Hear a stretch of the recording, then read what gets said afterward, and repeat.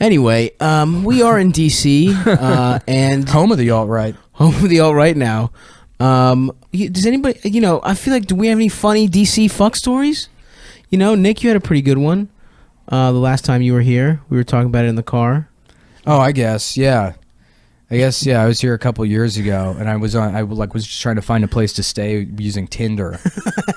And literally trying to fuck for shelter. Yeah, no, I mean, I changed my Tinder bio to say that, and then some girl was like, "Oh, yeah, I'm fine with that," or whatever. And then we met up in the middle of the day, and she's like, "Well, we can't really go to my apartment." And I'm like, I don't have a place to go. I made that clear. And then, we ended up... barely spoke English, right? No, she spoke English. Oh, okay. Come on. She was Chinese, but she spoke English. Yeah. Was she cute? She was all right, and we ended up fucking in the woods next to Rock Creek Parkway. Not even, That didn't even solve your problem. Yeah, no, it didn't. Yeah. It's like on the side of the road, like 2 o'clock in the afternoon. Like showed up to the Improv, and like blood all over my hands. Yeah, she's on her period. Oh my God.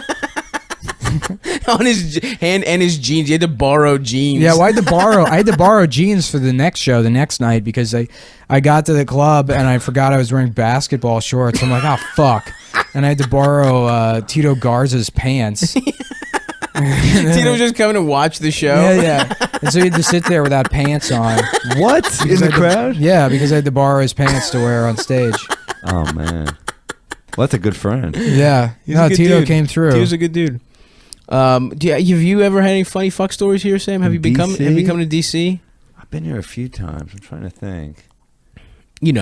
And open it up geographically if you have any good ones. A good fuck story.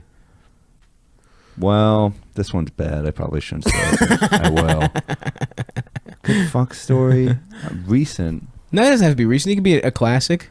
It could be a classic. classic Sam Morrill fuck story. Well, the worst one, I've actually you've heard this one before, but it's a fun one for your cum town. For the cum boys. For the cum boys.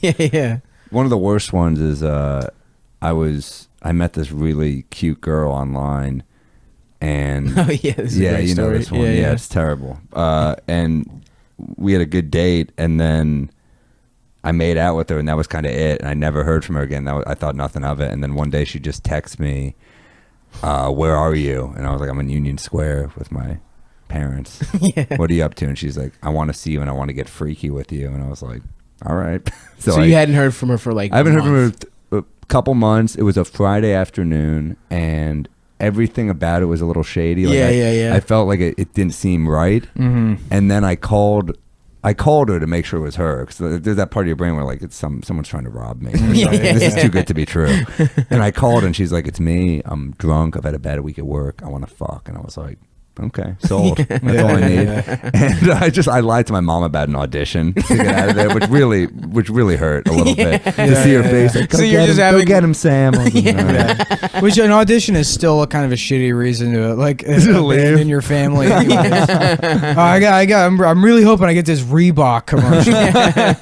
It's more important than my love for you guys. So I leave, and I remember like everything about it was a little fishy. I remember I text Rachel Feinstein, like, "Here's the address in case anything happens to me." Which is how you know you're walking into something bad. Because I was with Rachel early that day, and I was just like, and she's like, "Why do you have to do this?" And I was like, "Well, you know why." I mean, but a woman doesn't understand that type of urge. There's a lot of things women don't understand. Fucking the presidency,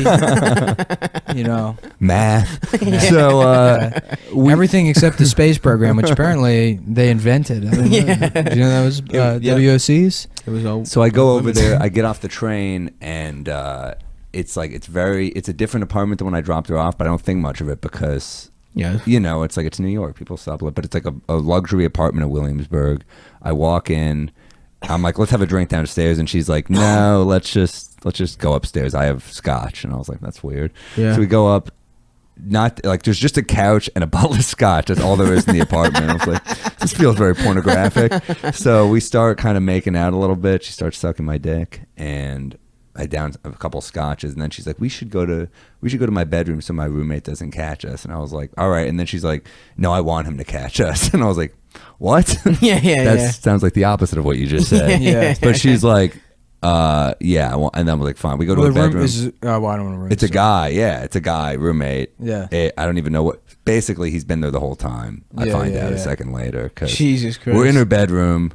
Thanks for pretending to be surprised by this. Stav knows this story because I've told it on stage before. But so the door just swings open. She's going down on me, and it's like a scary looking guy. He's jacked. He's tatted up. He's staring, and I'm kind of like, "Can I help you?" I don't know. What do you say? Right? I'm still in her mouth. Yeah. And he's like, I was like, well, he's like, we gonna do this? And I was like, what? He's like, are we gonna fuck her? And I was like, I'm not. That's not my thing. He just wanted to fuck her with you. Yeah, that was their thing. That was their thing apparently, and I'm like terrified. I'm kind of like, being confused hard is a fucking bad. To be scared while you're hard is a bad feeling. I feel like that's kind of what it feels like to be mentally disabled. They are always hard. Yeah, I've noticed. Is to be coming and scared at the same time. They're like, help! Yeah. Where am I? So I basically just, I pulled my pants up and I was like, all right, well, this has been real. I was scared. I grabbed my backpack and I ran out. And I remember walking through McCarran Park, and my mom called to see how the audition went. And I was like, it was not good. But and then I called Rachel, and she was like, what the fuck is wrong with you? That's like, so why would you do that? And I was like, but you know why? Yeah, obvious. just but a dude. I regret it. Absolutely. Yeah, you should have done it. I mean, it's not like you were going to touch balls or whatever. You might have. No, you just fucking spit roaster. It felt so creepy. Like, that's one of the things I did with like a guy from when I was like in like high school. But it's not something you do when you're an adult with a stranger. It's scary. Yeah. You're scared for your safety. And the fact they already lied to me. And then also, I don't know. Everything about it was fucking terrifying. Yeah, absolutely. I don't think I would. I don't know. I've never fucked a girl with another dude. It seems. I feel like any audience is too much. I just can't have anybody watching me fuck. Yeah. I don't know. Have you ever double teamed anyone? No, never. Really? Yeah. I feel like when you're fucking alcoholic days, you might have just accidentally. No.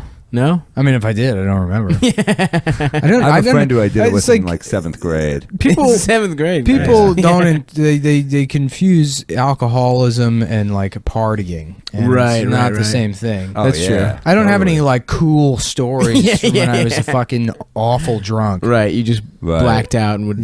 Drove my car. Occasionally around. you do something cool, but it would be like by accident. Right? Yeah. Yeah, that's like with.